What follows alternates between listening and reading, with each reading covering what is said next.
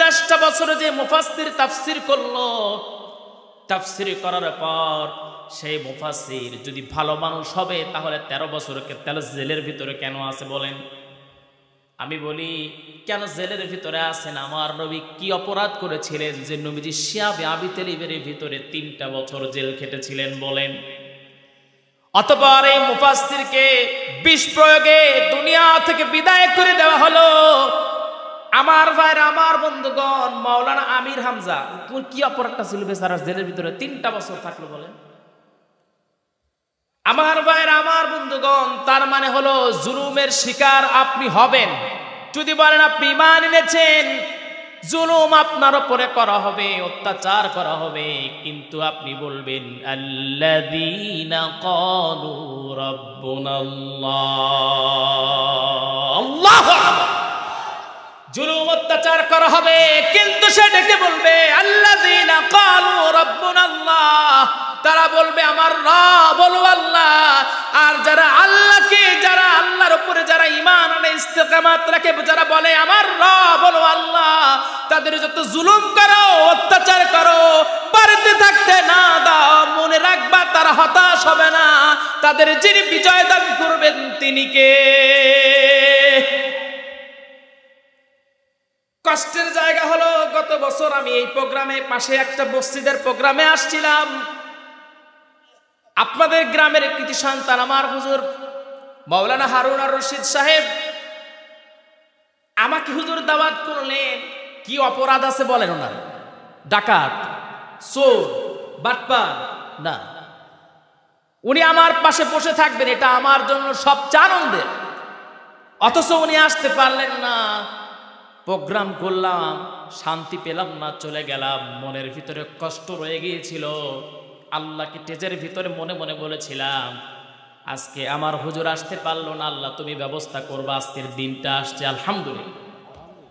আমার ভাইয়ের, আমার বন্ধুগণ শোনেন, সাহাবীদের ঈমানদীপ্ত জীবনী যত আমি পড়ি অবাক হয়ে যাই। সাহাবীদের উপর অত্যাচার করা হয়েছিল, জুলুম করা হয়েছিল, কিন্তু সাহাবায়ে কেরামদের ঈমান কখনো ধ্বংস করতে তারা পারে নাই। এই পরিমাণে জুলুম করা হয়েছিল, এই পরিমাণে অত্যাচার করা হয়েছিল, কিন্তু না, তাদের ঈমানটাকে ধ্বংস করতে তারা পারে নাই। বিশেষ করে নবীজির 6 জন সাহাবীর জীবনে আমি পড়েছিলাম, সাহাবীদের আলোকিত জীবনের ভিতরে। এর মধ্যে একজন সাহাবী ছিলেন যিনি বদরের যুদ্ধে কাফেরদেরকে কচু কাটা করেছিলেন। কাফেররা এবার টার্গেট নিলেন, যেমন করে হোক এদেরকে আমরা শায়েস্তা করব। তারা অন্য একটা গোত্রের মানুষদেরকে টাকা দিয়ে ভাড়া করলেন। কথাগুলো বুঝবেন, দেখেন আগের সময়ের সাথে বর্তমান সময়ের কত মিল। খারাপ লাগতেছে আপনাদের? কাফেররা তাদের টাকা দিয়ে তাদেরকে ভাড়া করলো, ভাড়া করে ডেকে বলছে শোনো, মুহাম্মাদের কাছে যাবা, আর মুহাম্মাদের কাছে গিয়ে তোমরা বলবা যে আমরা ঈমান এনে ফেলেছি। তারা সেই কাজটা করলো, আবার আপনার নবীজির কাছে গেল। আগেই তারা চিঠির মাধ্যমে জানিয়ে দিল মুহাম্মদ শোনো, আমরা ঈমান এনেছি, কিন্তু তোমার সঙ্গে দেখা করব। বিশ্বনবী আনন্দিত হলেন এবং সাহাবায়ে কেরামেরা আনন্দিত হলেন। তারা নিজেদের ঘরগুলোকে সাজালেন, কারণ যারা মুসলমান হয় তারা মুসলমানের ভাই। আমার ভাইরা, আমার বন্ধুগণ, তারা তাদের ভাইদের জন্য সুন্দর ব্যবস্থা করলেন। যখন তারা আসলেন 6 দিন অতিবাহিত করলেন সেই জায়গায়। অতঃপর যাওয়ার সময় ডেকে বলছে, হে রাসূল, আমরা তো চলে যাচ্ছি, কিন্তু একটা কষ্টের জায়গা হলো আমাদের গোত্রের কিছু মানুষ আছে, যে মানুষগুলো তারা কোরআন পড়তে জানে না, তারা ইসলাম সম্পর্কে অজ্ঞ, কিন্তু তারা ঈমান এনেছে। অতএব কিছু সাহাবী যদি আমাদেরকে দেন, যারা জ্ঞান যাদের আছে, যারা শিক্ষিত সাহাবী, ধর্ম সম্পর্কে, দিন সম্পর্কে যারা পরিপূর্ণ জানে। নবীজি এর মধ্যে 6 জন সাহাবীকে সিলেক্ট করলেন। এই 6 জন সাহাবী তারা রাসূলের কাছে বিদায় নিয়ে তাদের সঙ্গে রওনা দিয়ে দিলেন। তাদের মনে আনন্দ, আজকে আমরা আল্লাহর কোরআন শেখানোর জন্য নবীজির কাছ থেকে সেই জায়গায় যাচ্ছি। যখন তারা রওনা দিলেন, কিন্তু মনের ভিতরে যন্ত্রণাটা হলো, সাহাবায়ে কেরাম একটা সেকেন্ড রাসূলকে চোখের আড়াল করতে পারতেন না।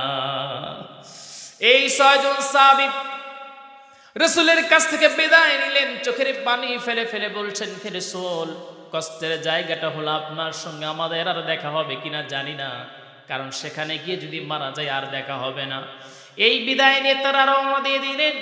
কিন্তু কাফেরদের এই ভাড়া করা এই দলটা যখন একটা পাহাড়ের যখন কাছে আসলেন, তখন তারা অটোমেটিকলি ভাবে তাদের আগেই প্রস্তুত করা ছিল, তারা তরবারি বের করলেন। তরবারি বের করে এই 6 জন সাহাবীর দিকে তরবারি তাক করে বলছেন, শোনো, আমরা টাকার বিনিময়ে তোমাদেরকে ধোঁকা দিয়েছি, অতএব তোমরা এখন নিজের মৃত্যুর জন্য প্রস্তুতি নাও।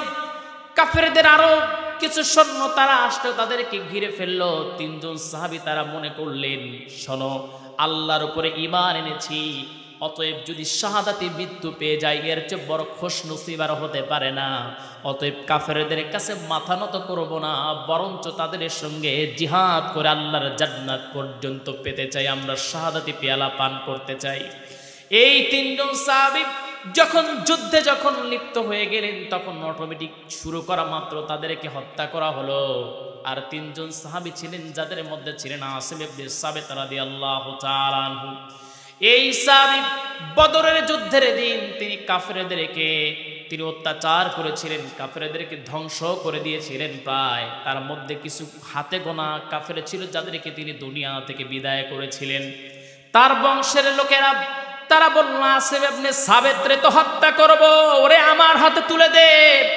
টাকার বিনিময়ে তারা আবার আসিম ইবনে সাবিত রাদিয়াল্লাহু তাআলা আনহুকে ক্রয় করে নিলেন। আর তাদের টার্গেট হলো তাকে হত্যা করব কেমন করে, মাথায় আঘাত করব, মাথার খুলিটাকে দ্বিখণ্ডিত করব, আর তার মাথার ভিতরে মদ রেখে মদ পান করব।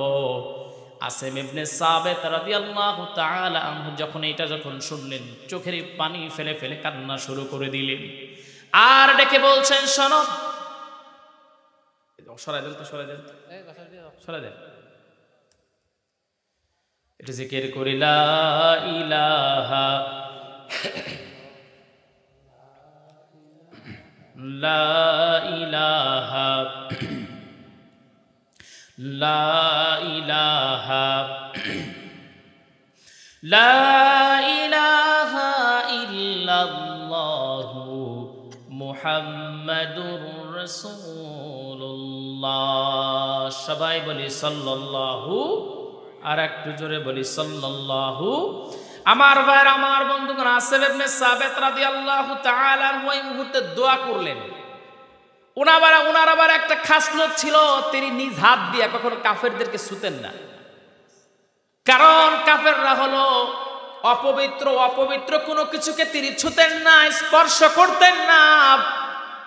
আসিম ইবনে সাবিত রাদিয়াল্লাহু তাআলা আনহু চোখের পানি ফেলে বললেন, আল্লাহ, আমি আপনার কাছে প্রার্থনা করছি, আমি কাফেরদেরকে স্পর্শ করা সবচেয়ে জঘন্য বিষয় মনে করি, আর আমাকে হত্যা তারা করবে এটা আমার দুঃখ নাই, কারণ আমাকে হত্যা করবে না তে আমি শাহাদাতি মৃত্যু পেয়ে যাব।